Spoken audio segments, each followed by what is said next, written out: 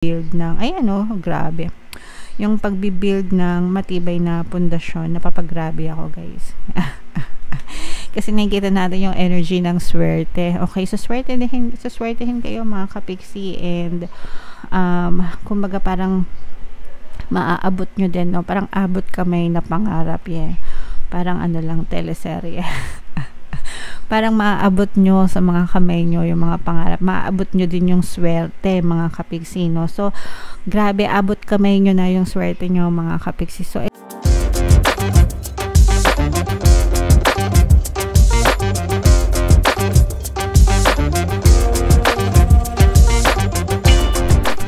hello guys, hello Gemini, welcome back to Pinay Pixie Tarot. Ang pamagat ng episode natin for tonight is New Moon Kapalaran para ngayong August to September para sa Gemini, Sun, Moon, Rising, Sign, and Venus. General reading lang guys, pwedeng mag-resonate, pwedeng hindi, pwedeng positive, pwedeng negative, mga kapiksi. Yung New Moon guys ngayong August ay sa August 4. Tapos yung next na new moon naman guys ay sa September 2. So ang reading na to ay para sa period na yan. And ito yung ating ano guys, grabe, sobrang ganda nitong moon message para sa inyo. Tingnan nyo. You're very close to achieving your goal. Grabe, diba? Tingnan nyo yung buwan, no? Buong buo. Grabe. Ay. Nararamdaman nyo ba yung energy, mga kapiksi? So, malapit na yan, guys, no? You're very close to achieving your goal. Ibig sabihin, malapit nyo nang ma-achieve yung mga goals nyo, yung mga desires nyo, yung mga mithiin nyo sa buhay. Syempre, kailangan yan ng consistency, no? Ibig sabihin, tuloy-tuloy lang na pagkilos, sipag at syaga, pagdadasal, mga kapiksi, importante, wag yung kakalimutan. And of course, yung pagkakaroon ng positibong mental diet, no? So, wag nyong i-eliminate yung pagiging positive, mga kapiksi, kasi yan yung yan yung gas nyo, no? Yan yung nagdadala sa'yo dun sa destination mo, yung pagkakaroon ng positibong mental diet. Hindi lang natin sinasabi na think positive, no? Hindi lang ganun. It's more than that. Hindi lang yun para i-motivate ka or para bigyan ka ng pag-asa. Sinasabi natin yun, think positive para mag-deliver talaga ng resulta sa'yo, yung bagay na gusto mo, mga kapiksi. Okay? Hindi lang yan para i-motivate ka, para mawalan ka ng pag-asa. Oh, think positive lang. Hindi ganun, mga kapiksi. It's more than that. It's an element, no? Importanteng element siya. Importanteng ingredient siya para mapasayo yung gusto mo, yung pagkakaroon ng positibong mental diet. Okay? Important yun, guys. Recipe yun. Kasama yun sa recipe. Attune to the moon guys. I know that I'm on the right track.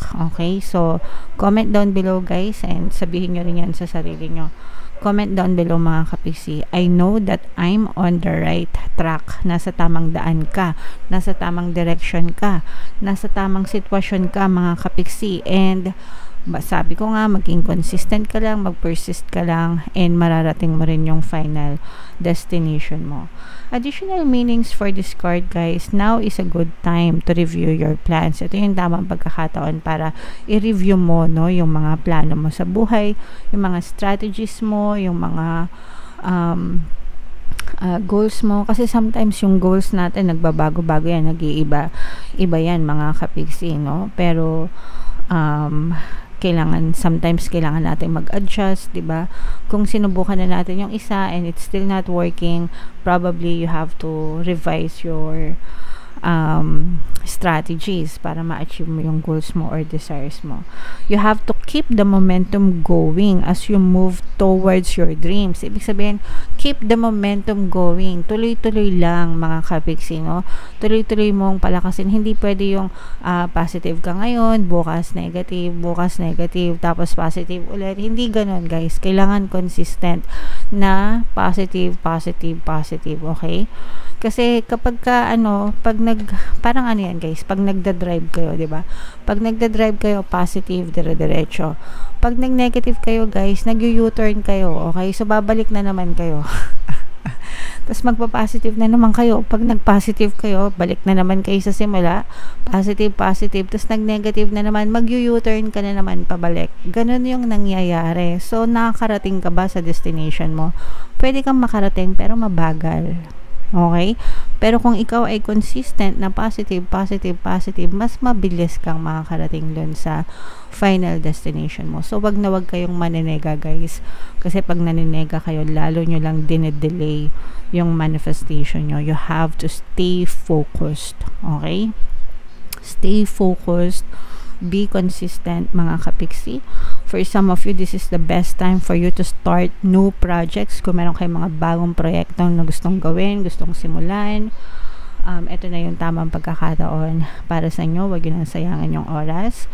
And for some of you guys, you need to get back into good health habits, no? Health habits, emotional, mental, physical, diba? And even spiritual. Yung mga good health habits makakatulong sa inyong kalusugan. Healthy mind, healthy body, mga kapiksi. And likewise, healthy body, healthy mind. So, wag na wag nating iti-take for granted din yung pagkakaroon ng maayos na kalusugan, yung mga habits, no? Yung pattern of thoughts nyo, yung habits ng pag-iisip nyo, nasa anong klaseng habit ba kayo? Dun ka ba sa team reklamo o team pasalamat, diba? Habit na magreklamo o habit na magpasalamat, diba? So, comment down below, mga kapiksi. Alam mo naman kung anong team ka, kasi ikaw yan, diba? So, comment down below, guys. So, tingnan natin yung ganap sa inyo ngayong new moon season. Shuffle ko to, guys. Habang sinashuffle ko to, panoorin nyo muna yung video natin regarding sa ating paano mag-manifest ng abundance video course. Kapiksi, sawa ka na ba sa mga struggles at hirap sa buhay mo? Masipag ka ba at masikap sa buhay ngunit hindi ka pa rin umaasenso? Ilang beses ka na bang nag-attempt mag-negosyo at mag-invest pero palagi ka pa rin nalulugi? Sa pagkakataon na ito ay maaaring may subconscious beliefs ka na nagiging balakid sa iyong pag-unlad at pagyaman. Introducing, paano mag-manifest ng abundance video course. Dito ay matututunan mo ma-overcome ang mga balakid mo para tuluyan ka ng umunlad, umasenso, sumagana, maging matagumpay, successful at maswerte sa iyong kabuhayan, pera, trabaho, negosyo sa labi at kaperahan ng bonggang-bongga. Dali, mag-send na ng email sa pinoypixie@gmail.com at simulan na ang iyong pagyaman ngayon.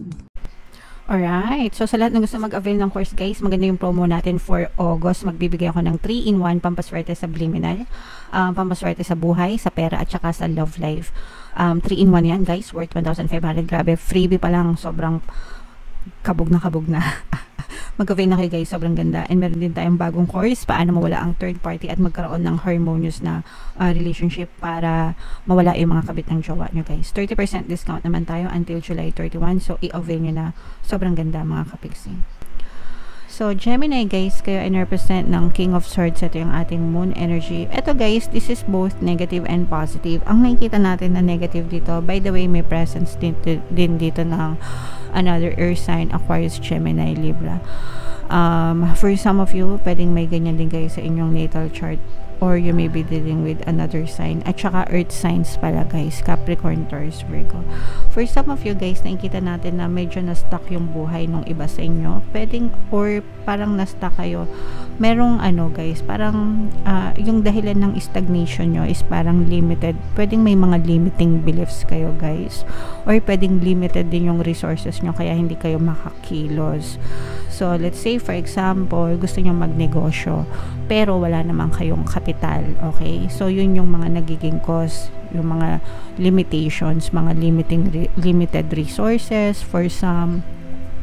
Yung iba naman, limiting beliefs, no? So, let's say, for example, nag-a-apply ka sa trabaho, pero hindi ka natatanggap, nai-stuck ka kasi meron kang limiting beliefs na, baka hindi ako matanggap, baka ibang candidate yung matanggap kasi baka mas magaling sila sa akin. So, yung mga ganon, no? Hindi ako graduate, baka hindi ako matanggap, baka hindi ako makapasa. So, inuunahan mo agad, no? Yung resulta.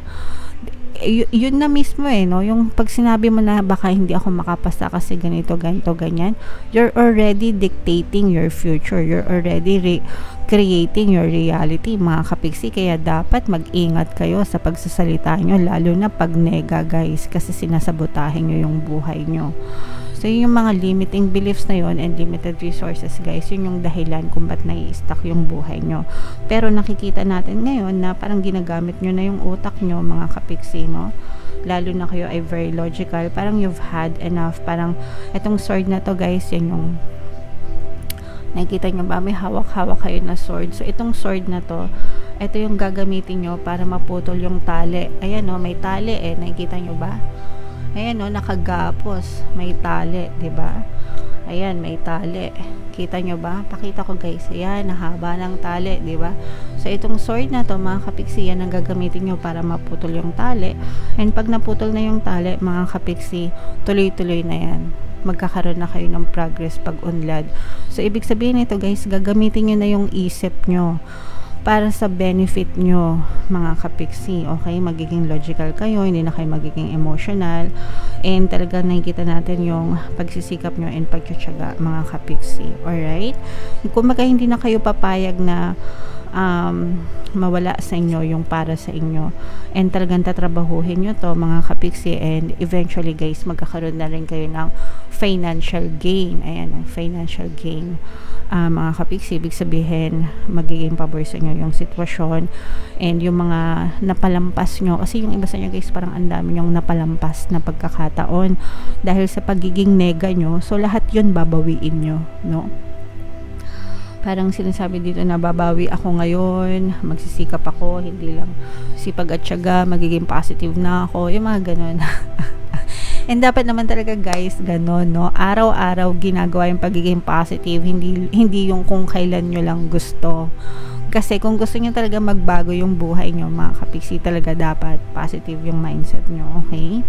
So, yan yung nakikita natin para sa inyo, guys. Yung iba naman sa inyo, guys, meron ding kakatok sa pag-ibig or sa love life, pero hindi pa kayo ready. Parang yung ano nyo, yung time nyo, parang, ay, wala akong time dyan sa love life na yan. Magsisikap muna ako sa buhay ko. Parang ganun yung peg ng iba sa inyo. Although, hindi naman lahat, no? Pero yung iba, parang ganun yung energy. Kasi mas focus nyo, guys. Ayan, no? Mas focus nyo talaga yung pagbibuild ng, ayan, no? Grabe. Yung pagbibuild ng matibay na pundasyon. Napapagrabe ako, guys. Kasi nakikita natin yung energy ng swerte. Okay, so swertehin kayo, mga kapiksi, and kumbaga parang maaabot nyo din, no? Parang abot kamay na pangarap, yeah. Parang ano lang, teleserye. Parang maaabot nyo sa mga kamay nyo yung mga pangarap. Maaabot nyo din yung swerte, mga kapiksi, no? So, grabe, abot kamay nyo na yung swerte nyo, mga kapiksi. So, ito, guys, i-mind nyo na yan sa comment section. Guys, lalo na pakinggan nyo yung ating ano, guys, no? Sobrang ano talaga nun eh. Pantaboy malas, pang-akit ang swerte. Nakakabago talaga ng buhay yon, mga kapiksi, no? So, pakinggan nyo siya para unti-unting mawala yung mga kamalasan nyo, and unti-unti kayo maka-experience ng swerte sa buhay. Okay? So, eto, guys, abot kamay ng mga swerte. I-mind nyo yan sa comment section. Mine, swerte, mine, good luck, mine, good fortune. Abot kamay na swerte. So, i-mind nyo yan, guys, lahat sa comment section. Okay? So, grabe, sobrang ganda, Gemini. Sana naintindihan nyo yung mensahe sa inyo. Comment down below if naka-resonate kayo, guys. Ito yung ating mga playlist ng mga pampaswerte subliminals. Pakinggan nyo, guys, para makatulong sa inyo. And ito naman yung ating success stories ng paano mag-manifest ng abundance video course. Click here to subscribe, guys, and click here to join our membership program. Thank you for liking, sharing, and subscribing, and see you again next time. I love you all, guys. Have a nice day. Bye-bye.